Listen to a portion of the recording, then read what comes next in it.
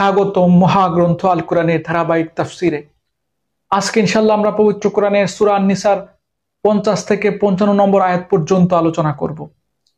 এই আয়াতগুলোতে মহান আল্লাহ রাব্বুল আলামিন বলেন, انظر كيف يفترون على الله الكذب وكفى به إثما مبينا। এদের প্রতি তাকিয়ে দেখো কিভাবে এরা আল্লাহ তাআলার উপর মিথ্যা আরোপ করছে, প্রকাশ্য গুনাহ হিসেবে এটাই এদের জন্য যথেষ্ট। ألم تر إلى الذين أوتوا نصيبا من الكتاب يؤمنون بالجبت والطاغوت ويقولون للذين كفروا هؤلاء أهدى من الذين آمنوا سبيلا। তুমি কি তাদের অবস্থা দেখুনি যাদের আল্লাহ তাআলার কিতাবের কিছু অংশ দান করা হয়েছিল? তারা আস্তে আস্তে নানা ধরনের ভিত্তিহীন অমূলক জাদুমন্ত্রের জিনিস ও বহুতর মিথ্যা মাবুদের উপর ঈমান আনতে শুরু করলো এবং কাফেরদের সম্পর্কে তারা বলতে লাগলো তারা নাকি ঈমানদারদের তুলনায় সঠিক পথে রয়েছে।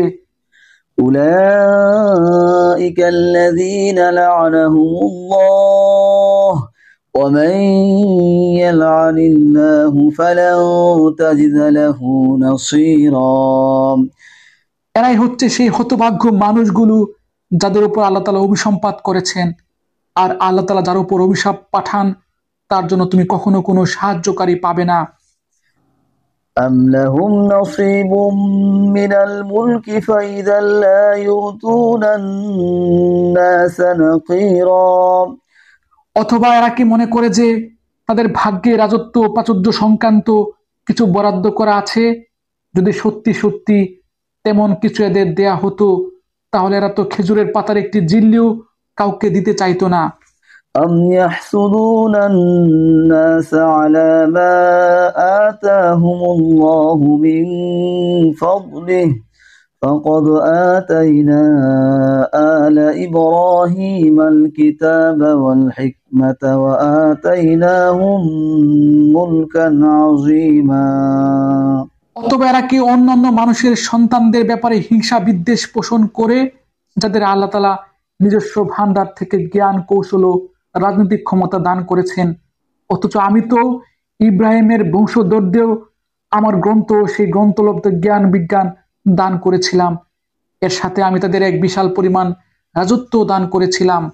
فمنهم من آمن به ومنهم من صد عنه وكفى بجهنم سعيرا। অতঃপর তাদের মধ্যে অল্প কিছু লোকেই তার উপর ঈমান এনেছে, আবার কেউ কেউ তার থেকে মুখ ফিরিয়ে নিয়েছে। এদের পুড়িয়ে দেওয়ার জন্য জাহান্নামই যথেষ্ট। আলহামদুলিল্লাহ, চমৎকার 6টি আয়াত।